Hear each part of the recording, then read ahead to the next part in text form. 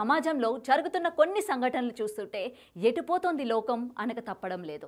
అక్రమ సంబంధాల కారణంగా ఇప్పటికే ఎన్నో కుటుంబాలు వీధిన పడ్డాయి. మరెన్నో వైవాహిక జీవితాలు చిన్నాభిన్నమవుతున్నాయి. జరుగుతున్న హత్యల్లో ఎక్కువ శాతం అక్రమ సంబంధాల వల్లే అని అనేక నివేదికలు చెప్తున్నాయి. ఇక తల్లిదండ్రులు లేని పిల్లల పరిస్థితి అయితే చెప్పక్కర్లేదు. ఇంతలా నష్టాలు జరుగుతున్న అక్రమ సంబంధాల పరంపర మాత్రం రోజు రోజుకి పెరిగిపోతోంది. అయితే ఓ భార్య తన భర్తని 3 పిల్లలను వదిలేసి ప్రియుడితో పరారైంది. 3 రోజుల తర్వాత ప్రియుడు ప్రాణాపాయ స్థితిలో ఉన్నాడని భర్తకు ఫోన్ చేసింది. ఆ దయార్థ హృదయుడైన ఆ భర్త హుటాహుటిన వెళ్ళి భార్య తనని కాదని ఎవరితో అయితే వెళ్ళిపోయిందో ఆ ప్రియుడి ప్రాణాలను కాపాడాడు, మానవత్వాన్ని బతికించాడు. ఈ సంఘటన ఎక్కడ జరిగిందో, ఎప్పుడు జరిగిందో ఇప్పుడు తెలుసుకుందాం.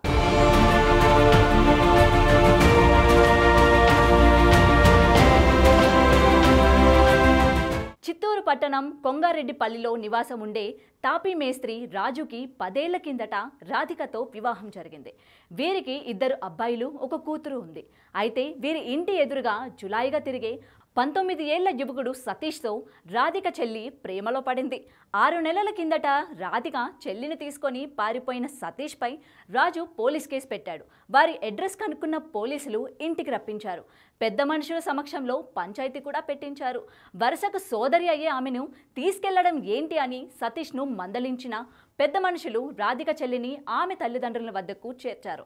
అయితే తాను ప్రేమించిన యువతిని దూరం చేయడమే కాక తన పరువు తీశాడని, రాజుపై కక్ష పెంచుకున్న సతీష్ను అంత చూస్తానని, నీ కుటుంబాన్ని నాశనం చేస్తానని శపథం చేశాడు. తిరుపతి పట్టణానికి సంబంధించినటువంటి ఒక మైనర్ అమ్మాయి ప్రేమ వ్యవహారంలో ఇరు వర్గాలు ఘర్షణ పడడం జరిగింది.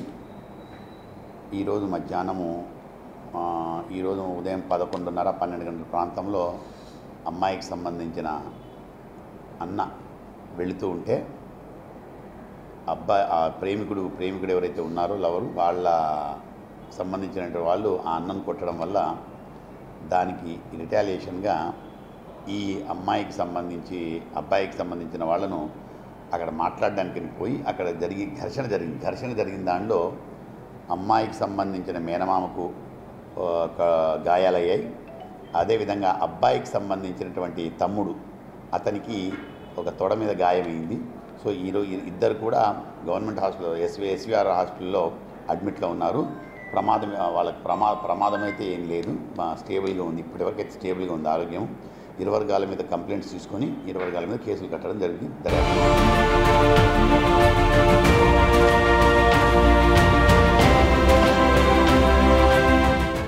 అందులో భాగంగా రాజు భార్య రాధికను ట్రాప్ చేశాడు. 3 పిల్లలున్నా సరే నిన్ను పెళ్లి చేసుకుంటానని నమ్మించాడు. తనకంటే చిన్నవాడైనా సరే, వరుసకు తమ్ముడైనా సరే రాధిక ఏమాత్రం కూడా ఆలోచించలేదు. ఆమె పడక సుఖం కోసం భర్తను, కడుపున పుట్టిన 3 పిల్లలను విడిచిపెట్టి ఈ నెల 21న సతీష్తో లేచిపోయింది. 3 రోజుల తర్వాత ఏమైందో ఏమో కానీ రాధిక తన భర్త రాజుకు ఫోన్ చేసింది. పిల్లలతో చివరిసారిగా మాట్లాడాలని ఉంది, ఒక్కసారి ఫోన్ ఇవ్వవా అని దీనంగా అడిగింది. ఏమైంది, ఎందుకు ఏడుస్తూ మాట్లాడుతున్నావు, ఎక్కడున్నావు అంటూ సతీష్ ప్రేమతో అడిగేసరికి నిన్ను మోసం చేసి సతీష్తో వెళ్ళిపోయాను, తప్పు చేశాను, నేను సతీష్ ఆత్మహత్య చేసుకుంటున్నాము అన్నది. అంతే, వద్దు, అలా చేస్తే పిల్లలు ఇబ్బంది పడతారు, నువ్వు నాకు కావాలి, నేను నిన్ను ఏమీ అనను, ఎక్కడున్నారు, వెంటనే వస్తున్నా అన్నాడు. తిరుమల శ్రీవారి మెట్టు మార్గంలో ఉన్నాం, పురుగుల మందు తాగుతున్నామని ఫోన్ పెట్టేసింది రాధిక. దీంతో బైక్పై హుటాహుటిని బయలుదేరాడు రాజు. అప్పటికే సతీష్ పురుగుల మందు తాగి అపస్మారక స్థితికి వెళ్ళాడు. రాధిక తాగేందుకు యత్నిస్తుంటే స్థానిక టీటీడీ భద్రతా సిబ్బంది అడ్డుకున్నారు. ఆలోగా అక్కడికి చేరుకున్న రాజు తన భార్య చేతిలో చేయి వేసి, లోకం ఏమనుకున్నా నాకు అక్కర్లేదు, నాకు నా పిల్లలకు నువ్వు కావాలి అంటూ ధైర్యం చెబుతూనే సతీష్ను సపర్యాలు చేస్తూ అంబులెన్స్ ద్వారా రుయా ఆసుపత్రికి తరలించారు. అక్కడికే వైద్యం అందించాడు. భార్య ప్రియుడిని బ్రతికించాడు. మనిషి జీవితం విలువ లోకానికి చాటి చెప్పాడు. అక్రమ సంబంధాలు పెట్టుకునే వారికి ఇది గుణపాఠమని చెప్పాడు. పరాయివాడి కుటుంబాన్ని అంతం చేయాలని చూసిన వాడి భిక్ష వల్లే బతికిన సతీష్ ఇకనైనా మారకపోతే అతడిని మించిన నీచుడు ఉండడు. ఇలాంటి భర్త దొరికినందుకు ఆనందించాల్సిన రాధిక ఇకనైనా బుద్ధిగా భర్త పిల్లలే లోకమని జీవిస్తుందో లేదో చూడాలి మరి.